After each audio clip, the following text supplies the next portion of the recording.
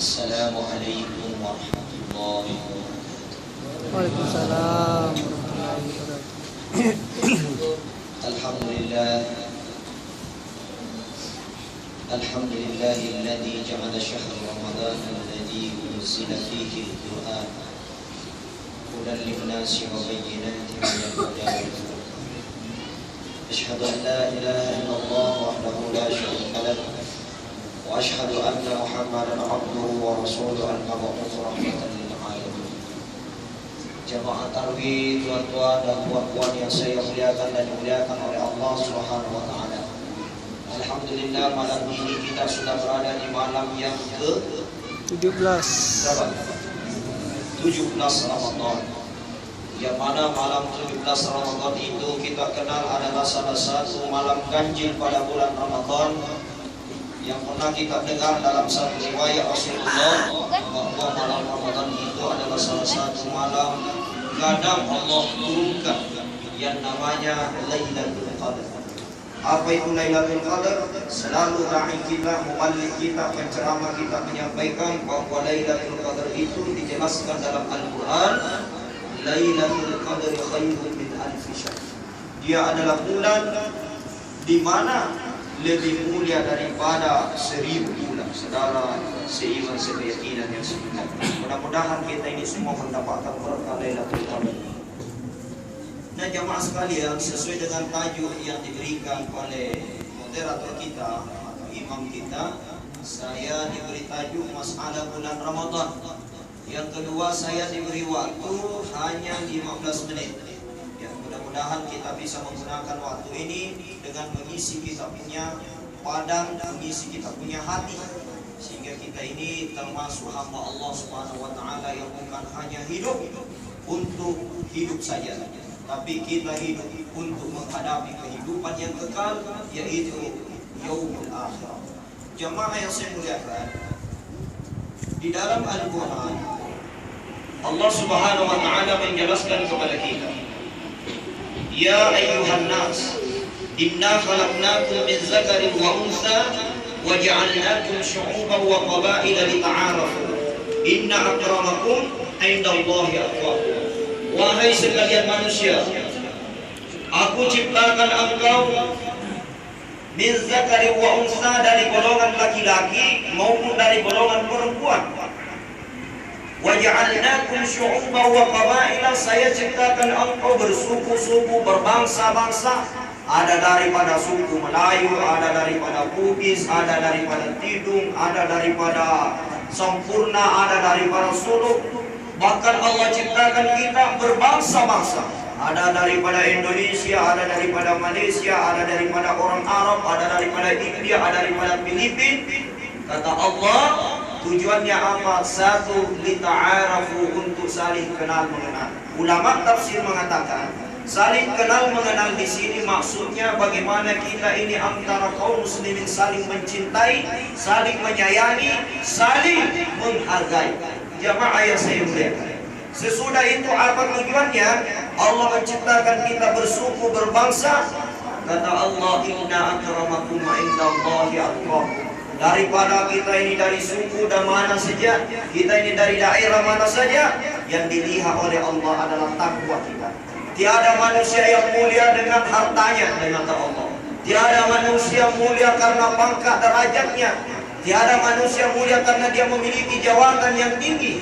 Tapi yang mulia di sisi Allah, inna akramakum indallahi atqakum. Hamba yang takut dan takwa kepada Allah Subhanahu wa taala.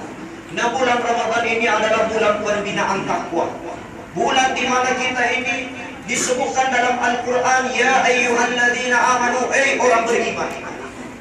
Kutiba alaikumus syiyam, diperintahkan kalian untuk puasa. Kama kutiba alal ladzina min qablikum, seperti diwajibkan orang-orang terdahulu. La'allakum tattaqun, agar engkau semua ini bisa mencapai derajat takwa.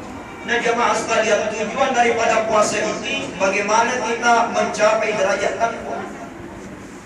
Ini bulan Ramadan ini adalah bulan yang mulia. Apa kemuliaan bulan Ramadan? Satu, Nabi sallallahu alaihi wasallam mengatakan, naumus shaimu ibadah wa sumtu tasbiha wa amalun mudha'af. Naumus sha'imu ibadah, tidurnya orang berpuasa adalah ibadah. Wa sumtu tasbiha, diamnya orang berpuasa tasbih. Wa amalun mudha'afa, amalnya dilipat-lipat gandakan oleh Allah Subhanahu wa taala.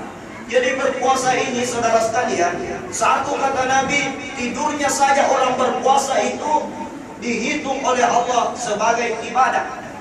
Makanya kalau kita sudah sholat subuh, tidur saja terus. Nanti bangun kalau mau buka puasa, itu ibadah. Tapi kalau tidak bangun sholat duhur, tidak bangun sholat asar, bukan ibadah, dosa. Jamaah yang saya muliakan. Nah kemudian selanjutnya wasumtu tasbihah, diamnya orang berpuasa dihitung oleh Allah sebagai tasbih. Diamnya saja orang puasa itu tasbih kata Nabi. Kemudian yang ketiga wa amalun mudha'afa, amalnya dilipat-lipat gandakan oleh Allah Subhanahu wa taala. Nih bulan Ramadan ini bagaimana kita perbanyak amal. Perbanyak kita baca Quran, perbanyak kita bersedekah, perbanyak menolong sesama, perbanyak berbuat baik, sambung silul arham, sambung silaturahim. Kenapa? Amal yang kita lakukan di bulan Ramadan, syahrul mubarak, diberkahi oleh Allah. Amal yang dilakukan di bulan Ramadan, yudha'iful mudha'afa, dilipat-lipat gandakan oleh Allah Subhanahu wa taala. Kenapa kita penting amal? Karena amal ini adalah tiket menuju surga, tiket menuju akhirat. Kenapa kita penting amal? Karena amal ini adalah kita punya IC atau paspor menuju kepada alam akhirat. Amal itu adalah paspor kita. Jamaah sekalian, kalau kita datang di Malaysia ini sebagai pendatang, ataupun kita berada di Malaysia ini kita tidak punya IC atau kita tidak punya paspor, bagaimana? Kalau waktu JK lari-lari kemana-mana. Kenapa? Karena ketakutan. Kalau kita pindah kepada akhirat, tidak ada kita bawa paspor, maka kita akan tidak dikenal oleh malaikat madrasah. Jamaah yang saya muliakan, penting kita punya tiket, penting kita punya paspor untuk menuju ke alam akhirat. Apa paspornya akhirat? Al-amal. Kita banyak amal. Perbanyak laksanakan amal, hidupkan malam-malam Ramadan dengan tarwih, perbanyak kita mengaji, perbanyak bersedekah. Itulah yang disebut dengan amal, saudara yang saya muliakan dan dimuliakan oleh Allah Subhanahu wa taala. Inilah yang akan menjadi tiket kita, menjadi paspor kita di alam akhirat. Nah, pernah suatu ketika Nabi Musa alaihissalam berbicara langsung dengan Allah. Apa pertanyaan Nabi Musa? Ya Allah, kenapa ada orang kau masukkan dalam surga, ada orang kau masukkan dalam neraka?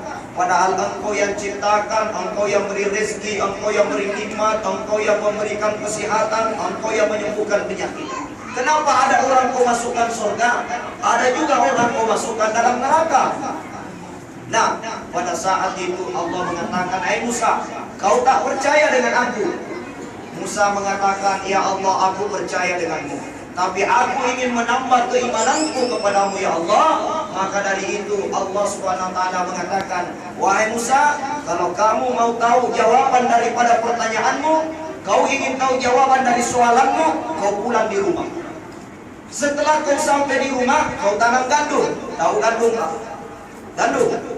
Gandum itu hampir seperti dengan padi. Tahu padi? Pernah makan nasi?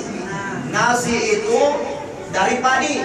Padi itu mirip dengan gandum.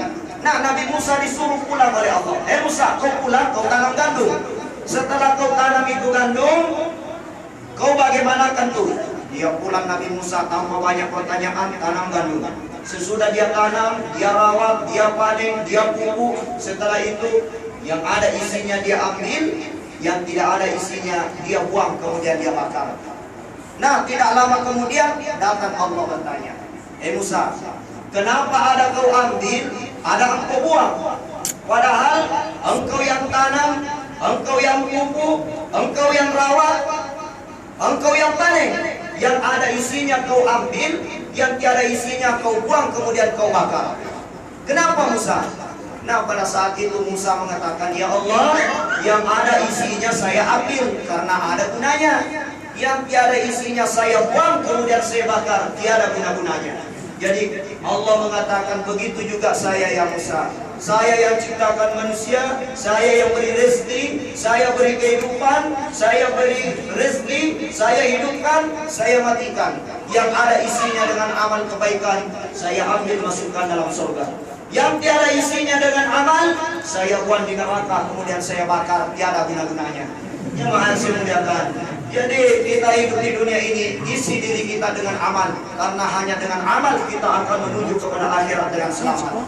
Kata Nabi, kullun nasi tariqatun, tiap-tiap manusia berjalan dari hari, minggu, bulan, tahun demi tahun manusia berjalan. Menuju kemana? Al-maut, menuju kepada kematian. Nah, apabila terbuka pintu kematian, Allah Subhanahu wa Ta'ala telah memperlihatkan seluruh apa yang pernah kita lakukan. Rapor kita akan kita lihat, catatan amal akan diperlihatkan. Lihat, kau dulu pernah apa? Dilihat semua. Pada saat pintu kubur dibuka, saudara seiman sekeyakinan yang saya muliakan. Mungkin inilah yang sempat saya sampaikan, karena waktu kita cuma 15 menit dan saya lihat sudah kurang lebih 15 menit kita ambil. Mudah-mudahan Allah memberi manfaat dan berkah kepada kita. Lebih kurangnya mohon dimaafkan. Wabillahi taufiq wassa'adah. Hadanallahu wa iyyakum ila sabilis salam.